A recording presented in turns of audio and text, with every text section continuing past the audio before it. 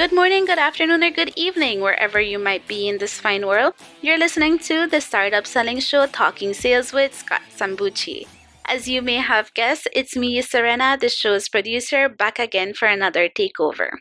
In today's episode, Scott is being interviewed by Karan, who is the CEO and co founder of Sprouts AI.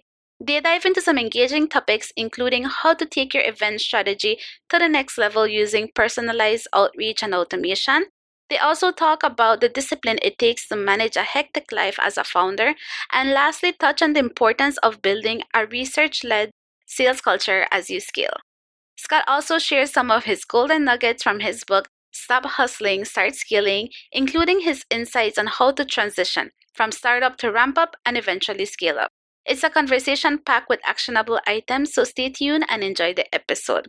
Remember that if you like this episode or any of our episodes, feel free to share them with a friend or even 10. Let's dive into Scott's conversation with Karen.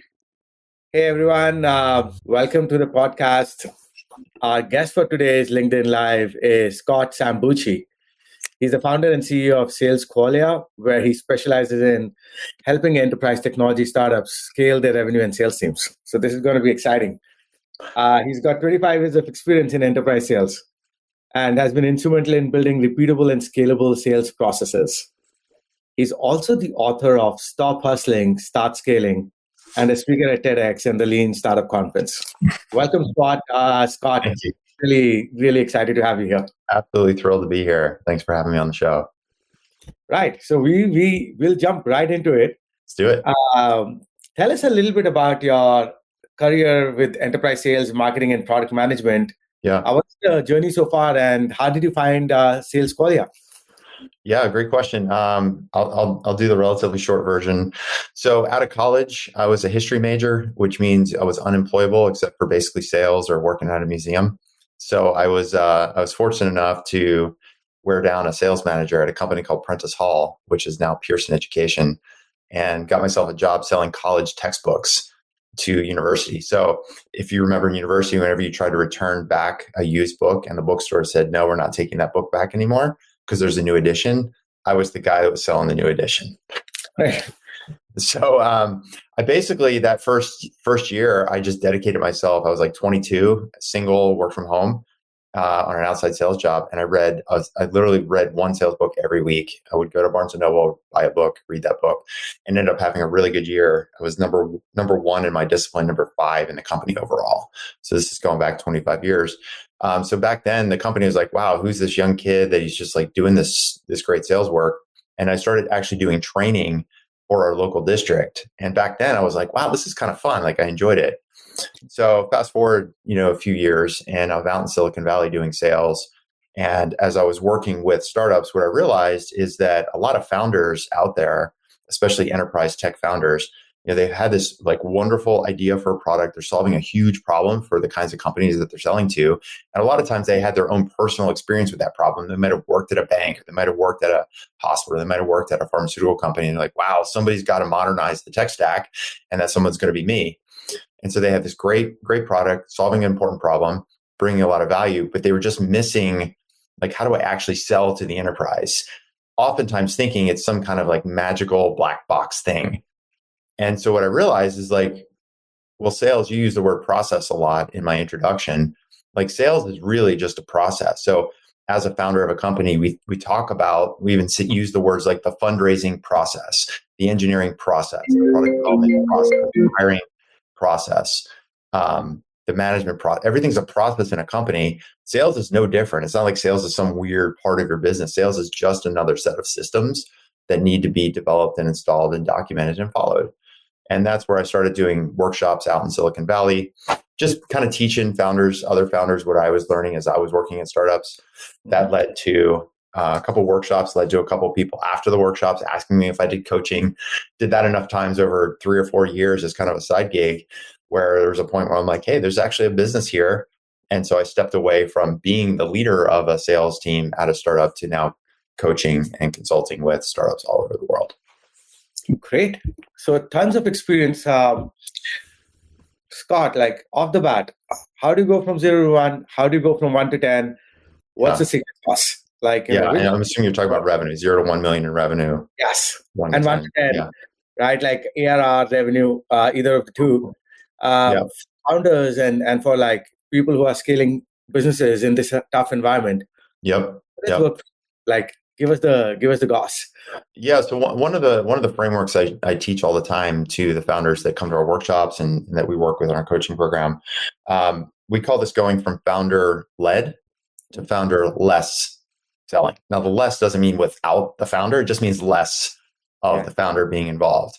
And so what that means from in the context of 0 to 1, 1 to 10, that first, not even the first million even, but even the first 10 customers, that's not even founder led, that's founder everything sales. Like literally the founder is on LinkedIn, using network, going to conferences, sending prospect emails, booking meetings, running the meetings, doing the follow-up emails, doing the negotiations, doing the onboarding, doing the customer support at the kitchen table at night. It's like founder everything, CEO at that stage means chief everything officer. Yeah. You've got to do it yourself. It's like this concept, it's like concept of extreme ownership. That some people have heard that term before. Like nobody else is going to help you figure this out. You as the founder need to figure this out. And by rapid experimentation, doing the selling yourself, that's how you start to figure out a little bit, not even like a full operational sales process and a playbook, but it's more of like, okay, like in my industry, if I go to these 3 conferences, those are where the people that I need to talk to are going. And if I send these kinds of emails with this value proposition to those kinds of people, I can get a meeting. And then when I'm in the meeting, these are the questions I should be asking to discover the real need. And so over time, you start to kind of put together a little bit of a structure.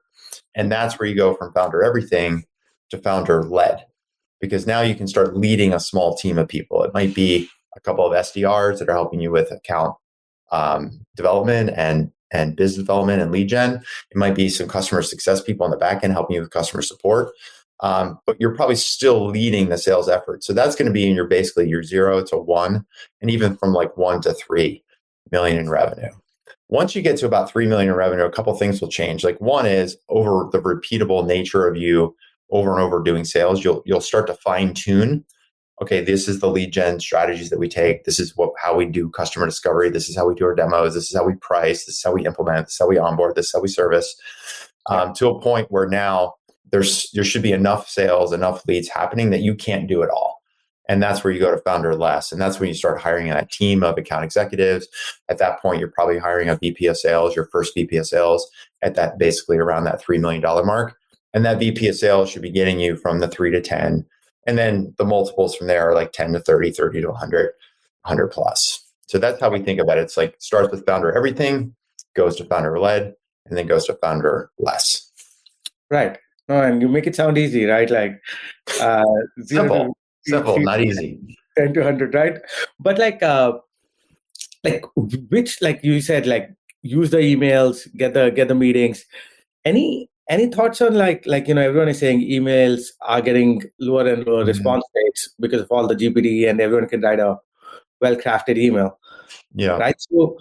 So like what's working in today's day and age, like as a founder who's going from 0 to 1 or like 1 to 3, what would be your advice to them? Like that's a really good question. I'm glad you asked that, because I think a lot of times founders in that 0 to 1 phase, they tend to focus on sales activity that is designed for later stage companies.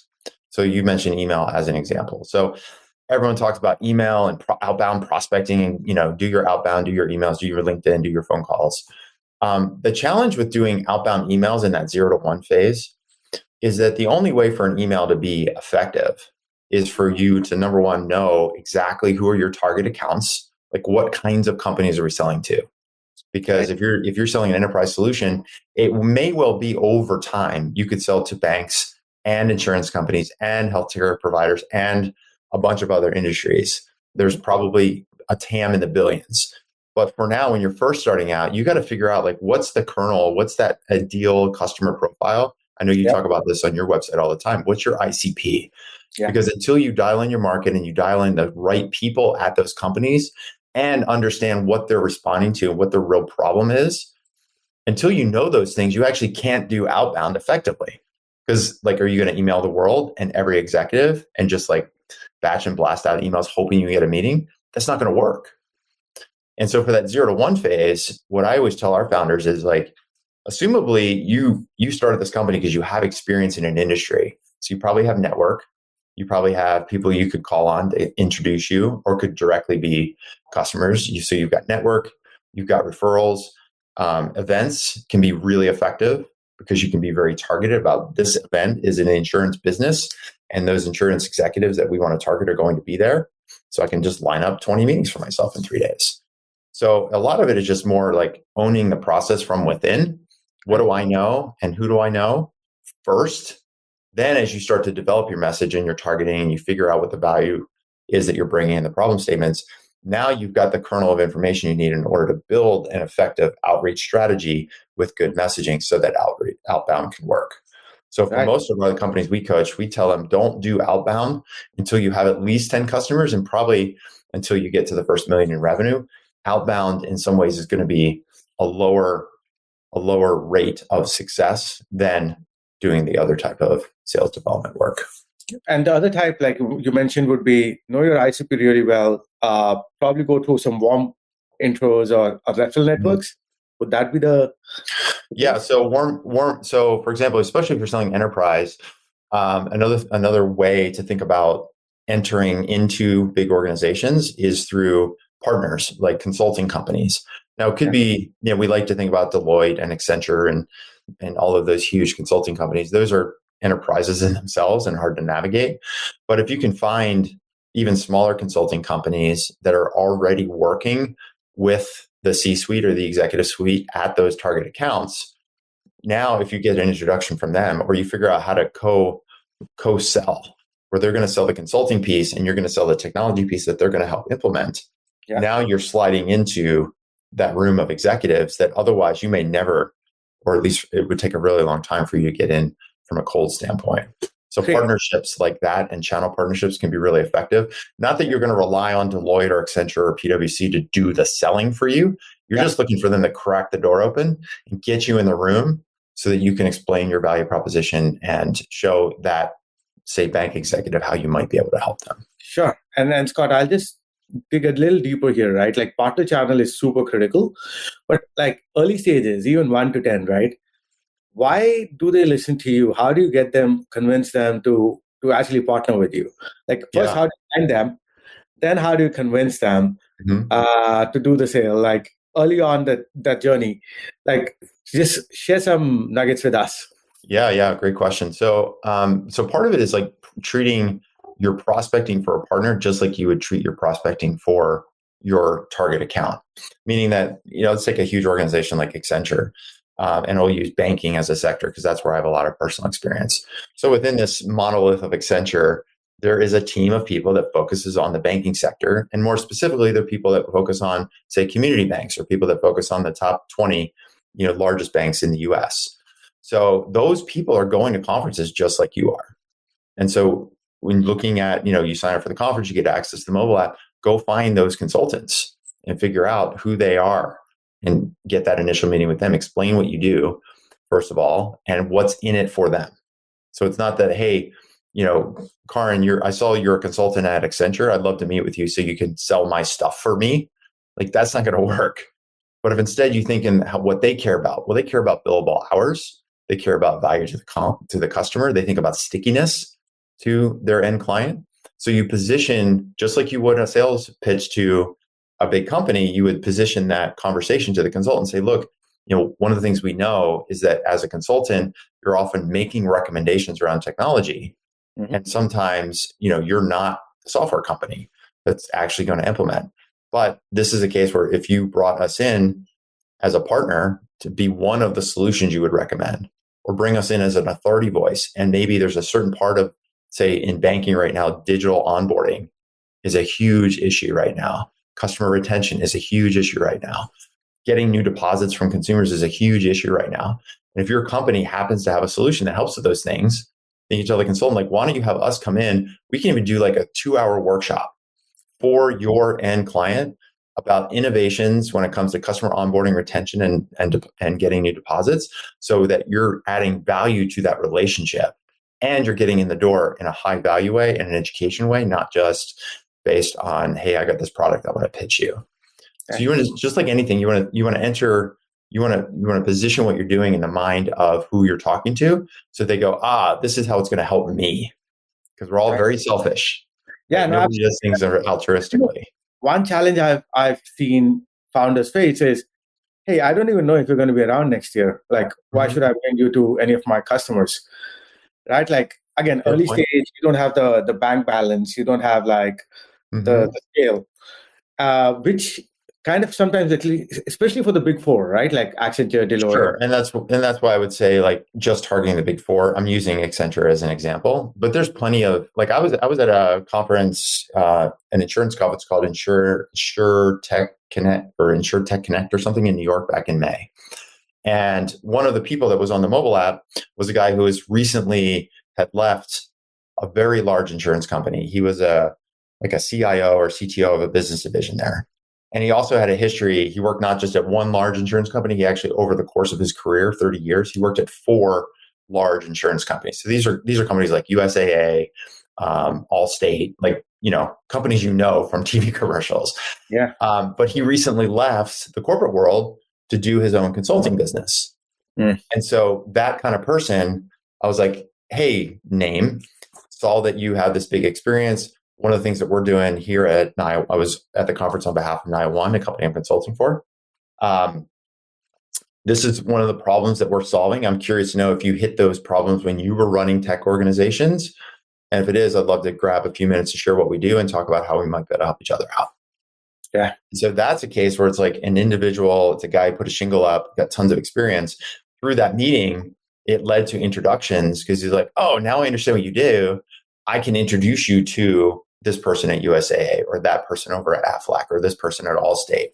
So now I have somebody who's like more approachable and easier, who's also still trying to spin up their own business and sees value in working with somebody like us, because now he has a unique value proposition he's bringing in because he's showing tech to those companies that they haven't seen before, which is very different than hiring McKinsey or Accenture and paying them $1,000 an hour for a bunch of PowerPoints. That makes so much sense. So you're basically saying find freelancers who have been in that industry, who are now probably just moving to a consulting kind of role and can make the right introductions. Yeah. Another person I met, she actually does digital marketing. So she writes copy and content specifically for the insurance business because she's a 20-year executive. Same situation. She stepped away from her corporate job a couple of years ago. She has her own agency now and she's successful at that. I was like, hey, is there a way for us to collaborate on this? And so those are the kinds of people at the lowest level, at the sort of like what's realistic when you're in that 0 to 10 phase or that, $0 to $1 million phase. Those are the ones that would be more likely to pay attention. And then nothing draws a crowd like a crowd, right? So then you get that second or third big logo, and maybe you have USAA and Wells Fargo and, say Aflac as your early paying customers, even if it's a small implementation. Now, when you go to the Accenture person or the Deloitte person, you're like, hey, these are 3 of our customers right now. Yeah, we're small. However, we're clearly getting traction from the kind of companies that you are working with, and they're going to hear about us one way or another. So wouldn't it be better for them to hear about us from you? Because then you'll get the credit, you'll be the hero, and we don't care how they hear about us. We just want a foot in the door to go talk to those executives. Yeah, no, that makes a lot of sense, Scott. One more, actually, I have 2-3 good questions for you, or at least I think they're good. Yeah. One is, you obviously work with a lot of startups or founders. Sure.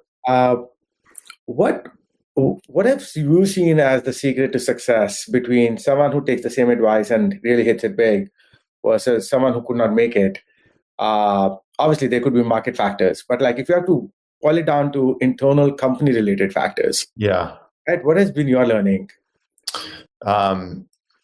So you're right. I mean, there's definitely market factors that are out of people's control that can have a major impact on success, right? I think it was Vinod Khosla. I've heard him say, startups are like 70% luck, 15% timing, and the rest is just like actually the product or the team or some sort of, I'm paraphrasing.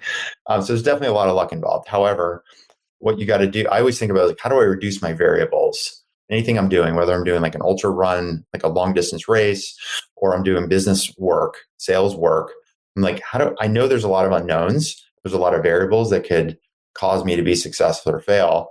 Some of those variables are out of my control, like market conditions, interest rates, whatever. But the things that are in my control, what am I doing to get my arms around that and being able to have some way of swaying the direction? And so to your question, I think at the end of the day, it's the teams that we coach that are successful are the ones that actually implement. So one of my mantras with clients is implementing equals learning. Because like if we sit down and you and I are on a coaching call and I say, okay, you've got this conference coming up in 2 months' time. Here's your conference selling strategy. Here's what you should do 8 weeks out, 6 weeks out, 4 weeks out, 2 weeks out, the day of, at the conference, after the conference. Like here's the playbook. Here's what you've got to do in order to be successful. The difference is the people who actually go implement the strategy and the people who don't. Because I see too often people are like, oh, this is great. I've got this conference. I'm going to do this. And then as we follow up with them and go, hey, how'd the conference go? It's like, we didn't get many meetings. I'm like, well, did the playbook not work? Like when you sent the messages out 2 weeks before to confirm the meetings, like what did they say? I'm like, well, actually, I didn't get the meetings booked. Like you said, I should have 4 to 6 weeks ahead of time. So by the time I emailed everybody, they all said that they were busy or they didn't want to meet. I'm like, okay. So then I went to the conference and I tried to catch up with people I could, and I tried to bump into some folks. And I talked to like 2 or 3 kind of like good people, but it wasn't as good as I hoped. And it wasn't that the conference was bad, is that they didn't follow the process. Right. So like I talk about this all the time. It's like, do your thing and do it well. Because it's so like as a founder, you're already stretched thin. Yeah. And it's easy to, squirrel, shiny red ball. I got to do this. I got to do that. Investor needs a PowerPoint from me. The product team person, we got to hire someone. The engineering team is hit a major bug with, AWS implementation. One of our 3 customers is having a major hiccup. Like you're having all that stuff happen. Yeah. So if you want to be successful, you got to be able to prioritize and say, okay, if over the next 2 months, this conference is the thing that we're kind of banking on for this quarter as being our lead generation strategy, because we don't have time to do the other things, I better be damn sure that I execute on that one thing. Because if I don't execute on that conference selling strategy, it's exactly the same as telling your engineers, don't worry about fixing the bugs, or to your product people, don't worry about adding new features to the roadmap, or telling your HR people, don't worry about making payroll. If you're ignoring something that's fundamental to the business, you're not going to be successful, whether it's sales or any other part of the business. So what it comes down to is people that follow the process, follow it through, and then learn from it to figure out how they make it better the next time.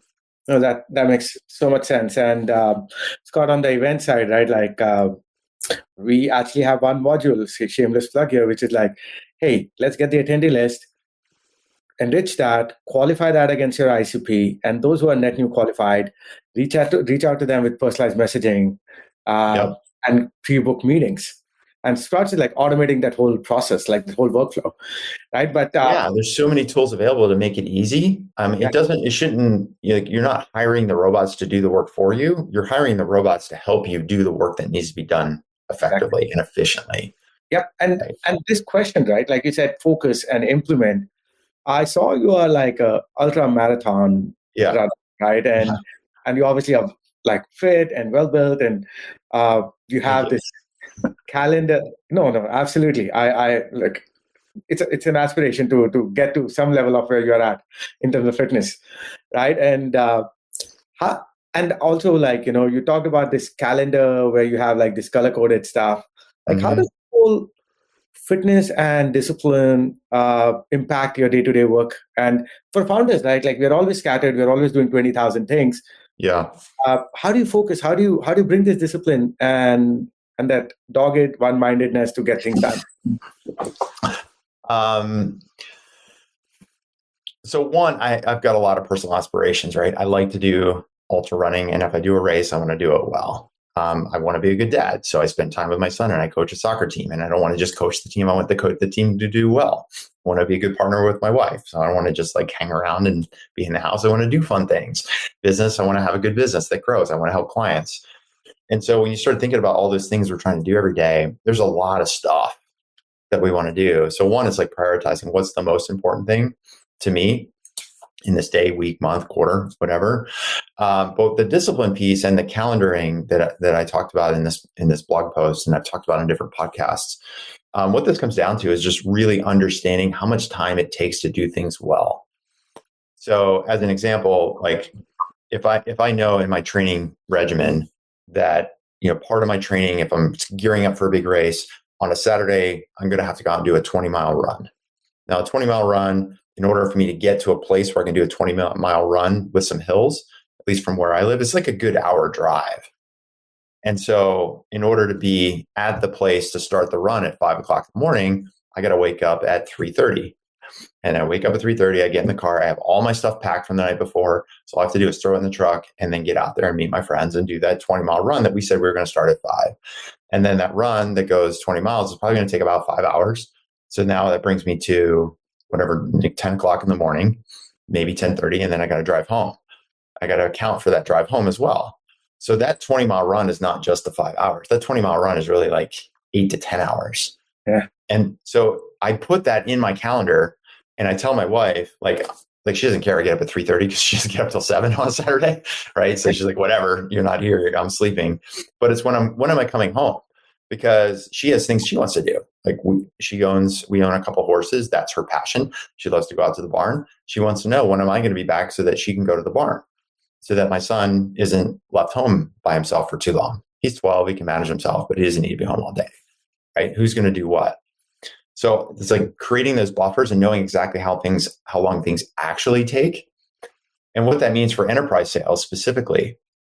I see this mistake over and over. It's the same kind of principle around this conference selling strategy, where it's like, oh, I didn't do the prep and I just kind of showed up to the conference and I tried to bump into some people and it wasn't that good. We'll take that down to a single sales call. What if you have a 30-minute sales call with an executive at Wells Fargo that you met from this conference? That sales call is not 30 minutes. Like basically multiply it by 10. So every significant sales call is probably 10 times the time that you need in that meeting. So like for me, a 60-minute phone call is probably a minimum of 6 hours of preparation. Right. So like I've done this like recently on behalf of clients. I'm doing these big, major, like sales calls for large banks and large insurance companies. Like we might schedule that 1 hour meeting, and that meeting, by the time we get to 2 or 3 or 7 executives in the room at the same time, we might not be able to schedule that for at least 3 or 4 weeks out. So everybody's traveling and everybody's on vacation and I'm on PTO and I got this thing and I'm not available. So we're sitting here August 20th. It might be September 21st before we finally get a chance to get all those people in a room. Now, if I wait until the morning of September 21st, and be like, oh, I got to get ready for this meeting, that meeting's going to fail. A couple of reasons it's going to fail is, one, of the 7 executives, 4 or 5 of them are going to cancel that day. They're like, oh, I looked at my calendar and I realized I'm double booked. I can't make it. So now you're down to 2 or 3. Then you get on the call and you ask stupid, silly questions that you could have figured out on your own. Like, hey, tell me about like, what's your focus there at Wells Fargo? It's like, really? Is that what we're going to do with this time? So that 1 hour meeting that's a month out, I use that as like this concept of gift of time. It means I have 4 weeks to get on that call and be ready. So what I should be doing and what I need to do to make that 1 hour call successful in 4 weeks time is, number one, I need to connect with each of those 7 people individually, connect with them literally on LinkedIn, but also send them an email, say, hey, Bob, Sarah, Jill, saw that you're going to be joining us for that meeting in a couple of weeks out. Could we schedule 15 to 20 minutes so I can understand more about your specific perspective on the problem that we're looking to solve and how our platform works, so that I can make sure in that meeting we make the most of your time? Sure. I have almost never had anybody say no. I've had people either not respond to that email, or they say, look, I'd love to, I'm super jammed. Karan set up the meeting. He filled me in with everything. I'll be ready to go. Right. So now I've made that touch point, right? Then I should be sending confirmation emails a couple of days out. Hey, got this meeting on the calendar for the 21st. Want to make sure we're still good to go. That way, if there's a chance for them to get double booked, they've already told me that they're going to go. So now the second meeting that comes that could double book over mine, they go, oh, I've already committed to this other meeting. Now that's the other meeting that gets rejected, not my meeting. And then third thing I'm doing, is thinking about that warm-up sequence. What can I do to help them get excited? create anticipation. How am I communicating with them? It's sending them articles from the industry, it's sending them LinkedIn posts. I'm researching them. I can't tell you how many times I've researched an executive at a bank and found that they were either a speaker at a conference, were hosted on a webinar panel, have been interviewed on a podcast. And these might be little tiny podcasts that you've never heard of, like, digital banking payments for international transfers. It's like maybe there's 1,000 people that listen to that podcast, but they were a guest. And even if they were a guest 2 years ago, I'll go, hey, Bob, listen, by the way, I listened to your episode where you were interviewed on that podcast from a couple of years ago. I really appreciate how you said this, this, and this. These are all the things you've got to do before that 1 hour meeting. Love it. Love it. Don't do them. You're not going to have a good meeting. By the time you get to the meeting, those people should feel seen. They should feel like there's a reason for them to be there. They should feel like they know you. And that meeting is getting down to business and figuring out how do we assess whether or not your technology is going to help me solve my business problem. Wow, Scott, this is brilliant. Like, this is one of the best inputs I've heard. And I had a few questions. I know we're running out of time, but I want to ask you this one follow-up question on this. How do you do this at scale? Like, as you're bringing 50, 100, 200 enterprises, this takes a lot of work, a lot of effort, right? Like 10 people per organization into 100 is like 1,000, 2,000 people. Obviously, there'll be a team. But how do you build this culture of in-depth research-led like sales motion? It's like, first of all, as a founder, you're doing it, right? You've got to set the example and set the standard and say, like, this is how we do things here. Because if we're going to try to sell $1 million deal to Wells Fargo, it's not going to happen with like a cold email and a demo. Yeah. You got like 18 months of slogging through 50 people at Wells Fargo to get everybody's buy-in in order to make this happen. So number one, it's like, this is the standard. Number one. Number two is I don't think about it as like, how do I scale it? It's like, how do I grow it? It's easy to go like, how do I get from me to 10 salespeople to 100? How am I going to do this if I need to, instead of closing 5 accounts this year, like that's my target for this year. How do I get to 5 accounts a month? Right? That's the scale piece. Well, like, focus on now and worry about later.